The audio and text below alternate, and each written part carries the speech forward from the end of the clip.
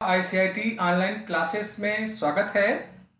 ICIT online classes को बनाया गया है कंप्यूटर के विभिन्न सब्जेक्ट्स को हिंदी भाषा में पढ़ाने के लिए, जिसमें ऑफिस के programming languages, web technologies, DBMS, RDBMS और अकाउंटिंग के सॉफ्टवेयर को पढ़ाया जाएगा। मैं संतोष कुमार गुप्ता आपका बहुत बहुत स्वागत करता हूं।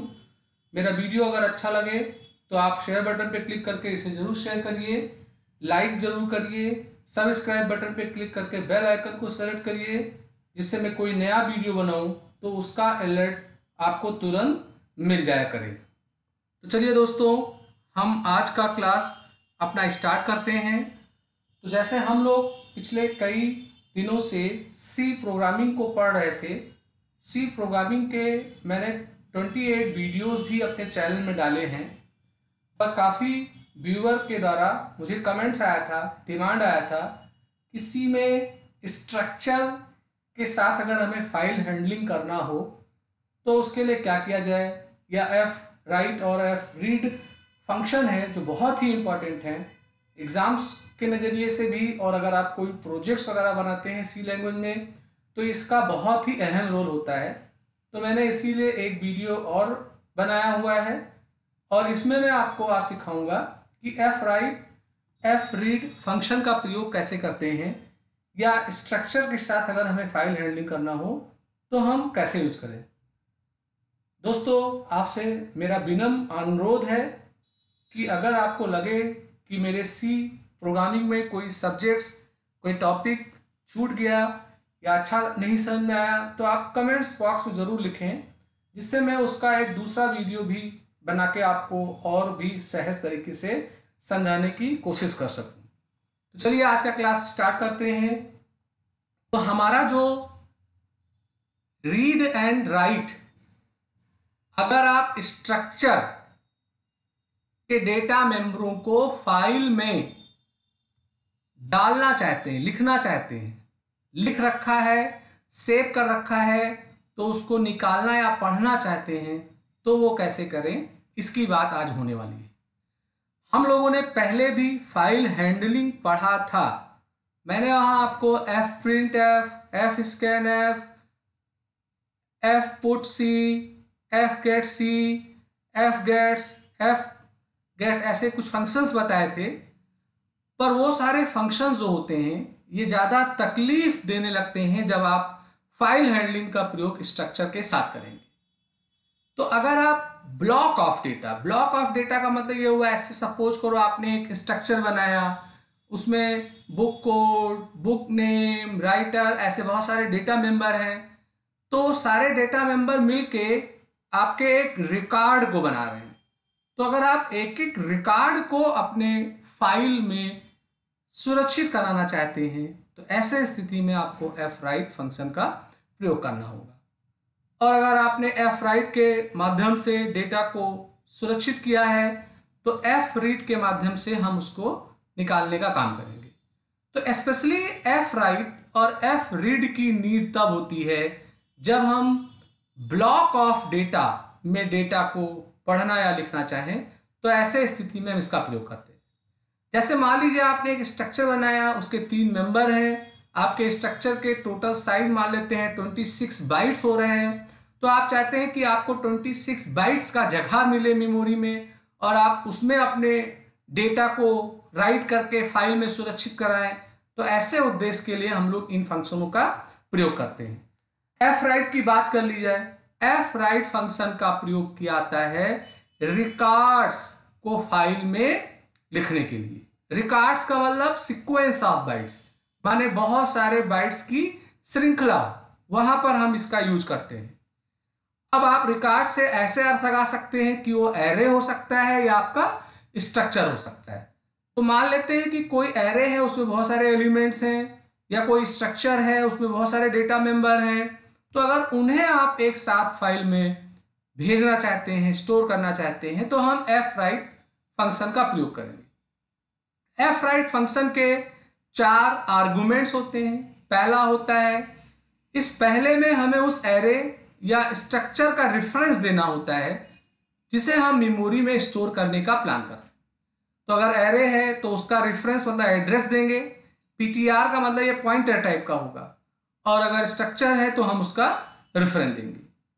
यहाँ साइज का मतलब होता है कि आप जो प्लान कर रहे हो अपने एरे या स्ट्रक्चर को मेमोरी में सुरक्षित कराने का, तो उसका कितना जगह आप चाहते हो, टोटल नंबर ऑफ बाइट्स कितने हैं जो आप मेमोरी में भेजना चाहते हो। और n का मतलब होता है कि आपको जो रिकॉर्ड राइट कराना है वो 1 टाइम कराना है कि 2 टाइम कराना है, उसकी हमें टाइमिंग देनी होती है। और स्ट्रीम का मतलब यहां हम उस फाइल जिसे हमने फाइल खोल रखा है उसका हमें रेफरेंस देना होता है, जिसमें हम अपने डेटा को राइट करने आ रहे हैं। तो ये एफ राइट का सिंटेक्स होता है। एफ रीड एफ राइट का अपोजिट होता है, और एफ राइट और एफ रीड दोनों एक दूसरे के कॉम्बिनेशन में यूज किए जाते हैं। अगर आपने एफ राइट से डेटा को फाइल में स्टोर किया है तो एफ रीड से हम उसको फैच करते हैं, वापस करते हैं। आर्गुमेंट एकदम से पूरा सेम होगा। पहला हमें अपने एरे और स्ट्रक्चर का रेफरेंस देना है, टोटल साइज बताना है बाइट्स में, कितने नंबर ऑफ टाइम रिकॉर्ड आप रीड करेंगे, और आपका वो फाइल का रेफरेंस हमें यहाँ देना होता है जहां से आप डेटा रीड करने आ रहे हैं। तो ये एफ राइट और एफ रीड 2 फंक्शन हैं जिन्हें मैंने आपको ओरली थ्योरी के रूप में समझाया। अब हम लोग चलते हैं सीधे टर्बो सी के एडिटर में, और वहां आपको दिखाया जाए कि इनका कैसे हम लोग प्रयोगात्मक यूज करेंगे। तो देखिए दोस्तों, यहां मैं आपके सामने 2 वैरायटी का प्रोग्राम दूंगा। एक में हम लोग स्ट्रक्चर का प्रयोग करेंगे और सिंगल रिकॉर्ड को हम लोग फाइल में रीड और राइट करेंगे। दूसरे वाले उदाहरण में मैं स्ट्रक्चर का एरे बनाऊंगा। उससे हमें बेनिफिट मिलेगा कि हम एक से ज़्यादा रिकॉर्ड्स अपने स्ट्रक्चर के माध्यम से स्टोर करके फाइल में राइट करेंगे और उसी को हम लोग रीड करेंगे। तो अगर आप देखो तो यहाँ मैंने एक स्ट्रक्चर डिक्लेयर किया है। इसके 3 डेटा मेंबर हैं। इंटीजर है आईडी, पर्सन का आईडी, कैरेक्टर में फर्स्ट नेम होगा, कैरेक्टर में लास्ट नेम होगा। फिलहाल ये 3 इसके डेटा मेंबर है जो मैंने यहाँ लिया है। अब चूंकि फाइल हैंडलिंग की बात चल रही है तो यहाँ एक पॉइंटर फाइल चाहिए होगा। पहले भी आपने फाइल हैंडलिंग में देखा था। तो यहाँ फाइल तो कीवर्ड है, पर ये आउट फाइल जो है ये एक आइडेंटिफायर है। आप कोई भी नाम ले सकते हैं मगर ये पॉइंटर टाइप का होना चाहिए। आउट फाइल के माध्यम से मैंने एक फाइल ओपन किया है। फाइल का नाम आप कुछ भी दे सकते हो, और ये W मोड में है, इसका मतलब राइटिंग मोड में ये खुल रहा है।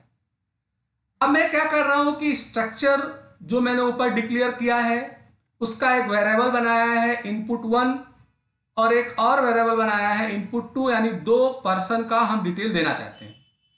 और मैं यहीं पे ही स्ट्रक्चर की वैल्यू को इनिशियलाइज कर रहा हूं। आप चाहें तो scanf के जरिए ये वैल्यू इनपुट करा सकते हैं।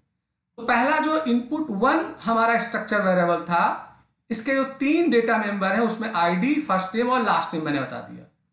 और जो हमारा input2 स्ट्रक्चर का वेरिएबल बना उसमें मैंने एक दूसरे कैंडिडेट का डिटेल डाल दिया।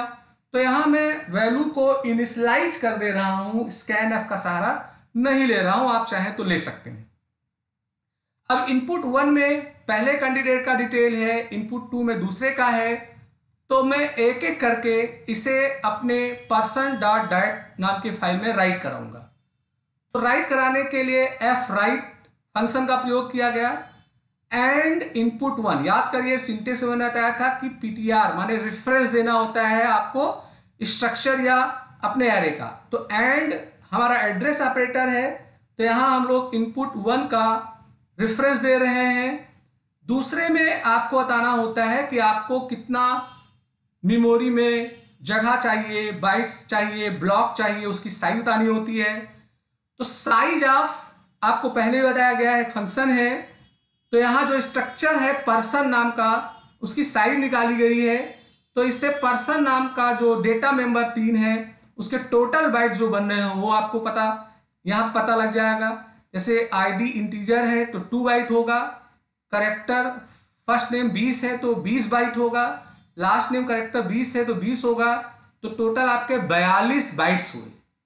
तो अगर आप चाहो तो ये पूरा यहां से सेकंड वाला आर्गुमेंट हटा के 42 डायरेक्ट लिख सकते हो। तो 42 लिखने का मतलब हुआ कि हमने खुद से कैलकुलेट किया कि कितना हमारे स्ट्रक्चर का बाइट जगह बन रहा है, वो मैंने लिखा। और अगर आप साइज आपके साथ लिखोगे तो आपको ये कैलकुलेट नहीं करना होगा, आपका सी कर लेगा। 1 का मतलब इसे एक बार में यानी एक रिकॉर्ड को हम राइट कराने आ रहे हैं। और आउट फाइल का मतलब जो फाइल आउट फाइल से खुली हुई है उसका रेफरेंस दे रहे हैं। तो इससे क्या होगा कि इनपुट 1 में हमने जो पहले कैंडिडेट का डिटेल डाला है वो राइट हो जाएगा और ऐसे आपका दूसरे कैंडिडेट का हो जाएगा। तो यहां क्या हो रहा है कि एक बार में हम लोग एक रिकॉर्ड्स को राइट करा रहे हैं। तो अगर आपके पास 500 पीपुल हैं तो आपको ऐसे 500 वेरिएबल बनाना होगा, उनकी वैल्यू बतानी होगी, 500 बार एफ राइट करके क्रिया करना ही होगा। और अगर हम इससे अवॉइड करना चाहते हैं कि हमें ना लिखना पड़े तो आगे आपको मैं प्रोग्राम दिखाऊंगा स्ट्रक्चर के साथ एरे, तो वहां हमें राइटिंग उतनी बार नहीं करना पड़ेगा।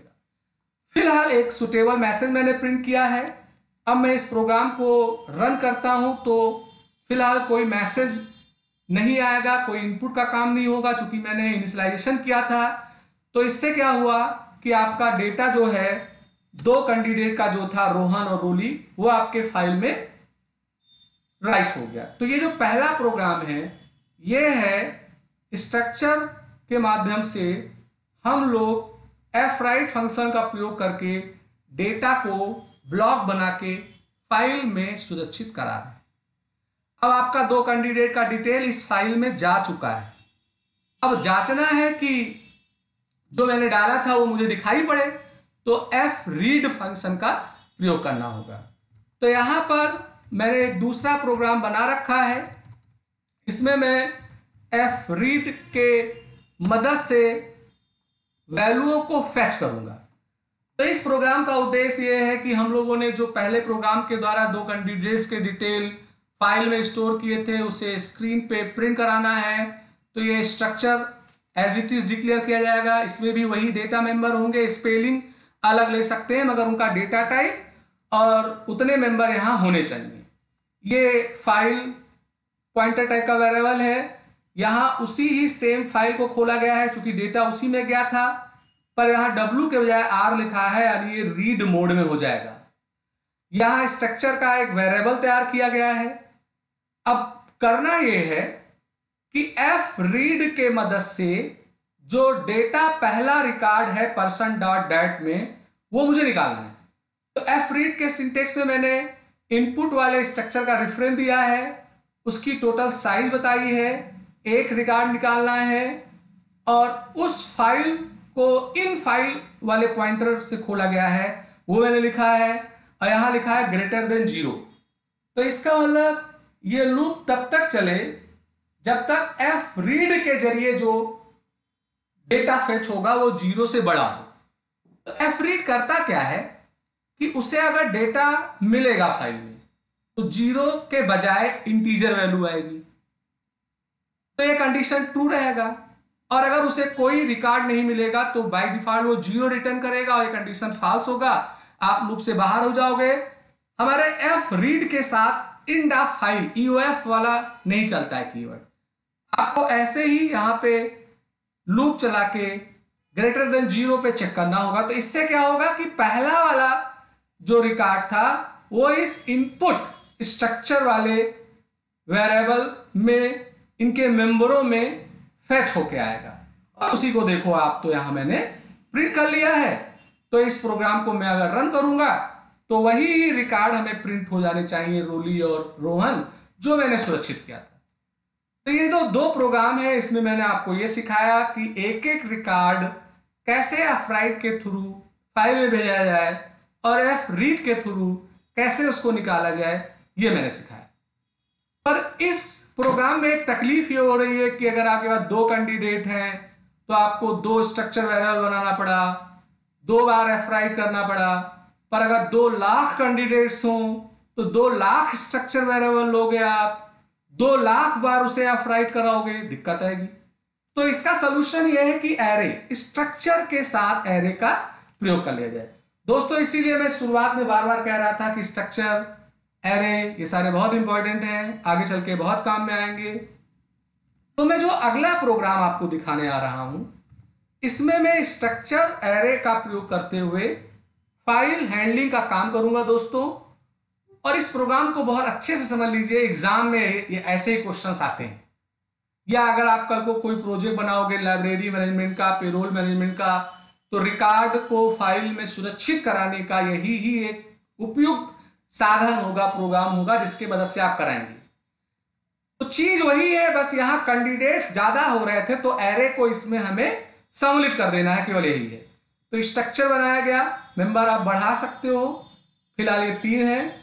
ये फाइल के लिए पॉइंटर वेरिएबल लिया गया, उस फाइल पॉइंटर वेरिएबल से एक फाइल ओपन किया, मैंने नाम यहां person1 कर दिया है, ये W में हो गया। अब देखो यहां इनपुट वेरिएबल के साथ 100 लिख दिया गया। इसका मतलब पर्सन नाम का जो स्ट्रक्चर है उसके लिए इनपुट एरे बनेगा 100 एलिमेंट का, यानी आपके पास 100 रोज आ गए और प्रत्येक रो के लिए आपको 3 कॉलम मिलेंगे, आईडी, फर्स्ट नेम और लास्ट नेम। ये हो गया। तो भाई आप 100 कैंडिडेट्स के लिए यहां एरे बना तो लिए हैं, पर 100 कैंडिडेट जरूरी नहीं कि हम भरें, ये तो एक मैक्सिमम साइज होती है एरे की। तो मैं चाहता हूं कि मुझसे पूछे कि कितने कैंडिडेट का आप इनपुट करना चाहते हो, तो मैं n नाम के एक वेरिएबल में वो पूछा रहा हूं और यहां लूप 0 से चलेगा, चूंकि एरे की बात आई है, और n तक गया है, और यहां मैंने स्कैन करके इनपुट कराया है वैल्यू को। तो सबसे पहले अभी आप देखो तो फाइल हैंडलिंग के लिए fwrite यहां यूज नहीं हुआ है। पहले स्ट्रक्चर एरे के मदद से हम उन सारे रिकॉर्ड्स को टेम्परेरी बेस्ड से स्ट्रक्चर के अंदर उस रिकॉर्ड को रखेंगे। तो यहां प्रिंट एफ स्कैन एफ का प्रयोग करके यहां स्ट्रक्चर एरे है चूंकि, तो सारा वैल्यू इनपुट करा दिया गया है। तो मान लो n की वैल्यू आप 3 दोगे तो 3 स्टूडेंट का डिटेल पूछेगा, आप वो डिटेल दे दीजिए। अब चूंकि वो डिटेल इस स्ट्रक्चर एरे में है तो ये लॉस हो जाएंगे जब आप प्रोग्राम क्लोज करेंगे। तो लॉस ना हो, हमारे इस फाइल के अंदर चले जाएं, इसलिए यहाँ पे fwrite का यूज किया गया है। और fwrite उतनी बार होगा जो n है, यानी आपका साइज है। तो जितने नंबर ऑफ कैंडिडेट है उतनी बार डिटेल वो स्कैन करेगा और उतनी बार ही fwrite करे तो फिर लूप चलाया गया। अगर आप चाहो तो इस fwrite को इस स्कैन एफ के नीचे लगा देते तो अलग से लूप चला के काम ना करना पड़ता। मैंने क्या किया कि पहले सारा एरे में स्टोर कर लिया है, फिर बाद में उसे fwrite करा रहा हूं। और चीज वही है, बस खाली जहां रेफरेंस एक सिंगल का था वहां आई लग गया है, आई की वैल्यू 0 होगी तो ये इनपुट 0 वाले स्ट्रक्चर के एलिमेंट्स को fwrite करेगा, बाकी सब कुछ वही लिखा हुआ है। तो इससे क्या होगा कि जितने कैंडिडेट्स का डिटेल आप इनपुट करोगे उतने डिटेल आपके फाइल में चले आएंगे। चलिए रन करके देख लेते हैं। तो मैंने यहां पर रन किया, तो रन करने पूछ रहा है कितने कैंडिडेट रहेंगे, मैंने कहा 5। डिटेल चलिए डाला जाए, आईडी डाला मैंने 101, नाम में डाल रहा हूं यहां पे संतोष, सरनेम डाल रहा हूं मैं यहां पे गुप्ता। ये हो गया। आईडी चूंकि 5 डाला है तो 5 कैंडिडेट पूछेगा। आईडी मैंने डाला दूसरे का first name last name.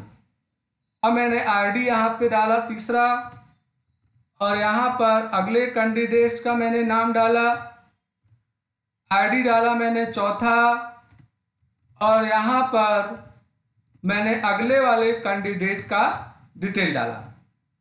ID मैंने डाला लास्ट, और मैंने अगले वाले कैंडिडेट का डिटेल डाला। चूंकि 5 कैंडिडेट थे इसलिए 5 बार वो पूछेगा डिटेल। और ये डेटा राइट एक सुटेबल मैसेज है। तो जो मैंने फाइल रिकॉर्ड इनपुट किए हैं वो आपके फाइल में जाके सेव हुए हैं। हुआ यह है कि ये फाइल रिकॉर्ड जो आपने इनपुट किया था वो पहले इनके अंदर स्टोर हुआ, जो स्ट्रक्चर वेरिएबल है एरे वाला। अब चूंकि वो टेम्पोरली स्टोर था तो ये लूप चलेगा 5 टाइम, और fwrite से वो आपके इस आउट फाइल के माध्यम से, जो फाइल खुला है पॉइंटर के माध्यम से, उसमें आपका राइट हो जाएगा। अब चलिए जांचा जाए कि जो हमने फाइल में रिकॉर्ड डाल रखा है क्या वो सुरक्षित हुआ। उसे प्रिंट कराना है तो हमें fread अब स्ट्रक्चर एरे के साथ यूज करना है। तो इसके लिए भी मैंने एक प्रोग्राम बना रखा है, आप उस प्रोग्राम को केवल समझ लें। तो देखिए यहाँ पे structure as it is declare होगा। अब फाइल जो खुलेगा वो रीड मोड में खुलेगा। फाइल का नाम person1.dat था, वही देना है। यहाँ एरे बनाया गया। अब देखो लूप एफ रीड के लिए लग रही है। यहाँ आप ग्रेटर देन 0 लिखो या ना लिखो, अगर ग्रेटर देन 0 नहीं लिखोगे तो 0 आने का मतलब फाल्स, तो लूप अपने आप रुक जाएगा। तो एफ रीड के माध्यम से यहाँ वैल्यू को फेच किया गया है। एक प्रोग्राम बना ही चुके हैं आप लोग, बस खाली ये एरे आ गया है। तो इससे क्या होगा कि आई की वैल्यू 0 है तो इनपुट 0 वाले एलिमेंट में पहला वाला रिकॉर्ड निकल करके आएगा और उसी को मैंने यहां पर प्रिंट कर लिया है, तो ये प्रिंट हो जाएगा। और आई की वैल्यू बढ़ेगी तो ये फिर ऊपर जाएगा और 1 वाले एलिमेंट को निकालेगा, और तब तक निकालेगा जब तक 0 से वैल्यू बड़ी होगी। क्या 0 से वैल्यू बड़ी होगी? एफ रीड के माध्यम से जो डेटा निकल करके आएगा, अगर वो डेटा है कोई तो 0 से बड़ा आएगा, नहीं है तो 0 आएगा, तो फाल्स हो जाएगा। अब इस प्रोग्राम को मैं चलाऊंगा, रन करूंगा, तो रन करने पे जो मैंने 5 कैंडिडेट के डिटेल डाले थे वो 5 कैंडिडेट के डिटेल हमें यहां दिख गए हैं। फ्रेंड्स, आप लोगों को ये लास्ट तीसरा और चौथा वाला प्रोग्राम बहुत कंसंट्रेट करके समझना होगा। मैंने कोशिश किया है आपको समझाने के लिए। अब आप इसमें जैसा चाहे वैसा कंडीशन लगा सकते हैं। जैसे आप चाहते हैं कि मैं जिस इस पर्सन को देखना चाहता हूं उसका आईडी इनपुट करूं, उसी का ही दिखाई पड़े। अभी क्या हो रहा है, सबका तो दिख रहा है। तो यहां इंटीजर करके मैंने एक वेरिएबल लिया, यहां मैंने प्रिंट एफ करके कहा कि इंटर करिए ID which you want to display. ये हो गया। मेरे कहने का उद्देश्य यह है कि अभी मेरा सारा रिकॉर्ड आ गया था, मैं सारे को नहीं देखना चाहता हूं। मैं चाहता हूं कि मुझसे मेरे पर्सन का आईडी वो पूछेगा, जो मैं आईडी इनपुट करूं तो केवल उसी को दिखाई पड़े। तो आईडी मैंने यहां इनपुट करा लिया।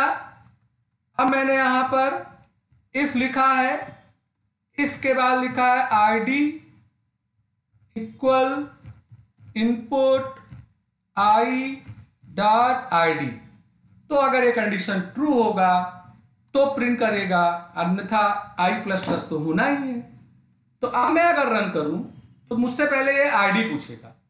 मैंने लिखा 105, तो देखिए आनी गुप्ता आ गए। तो ऐसे आप कंडीशन लगाओ, कुछ भी करो, ये आपका हो जाता है प्रोग्राम। तो फ्रेंड्स, मुझे आप लोगों के द्वारा कमेंट्स मिला था कि ये प्रोग्राम दिखाया जाए, तो मैंने दिखाया। मुझे बहुत अच्छा भी लगा कि आपने पूछा। मैं आपसे रिक्वेस्ट करूंगा कि अगर आगे आपको कोई और ऐसी चीज छूट गई हो जो मैंने पढ़ाया हो या पढ़ाया हो तो समझ में नहीं आया हो, तो उसे आप जरूर पूछिए। अगर मेरा वीडियो अच्छा लगा हो तो लाइक शेयर जरूर करिए, सब्सक्राइब करिए, बेल आइकन को सेलेक्ट करिए, जिससे मैं कोई नया वीडियो बनाऊं तो उसका लिंक आपको तुरंत मिल जाए। Thank you.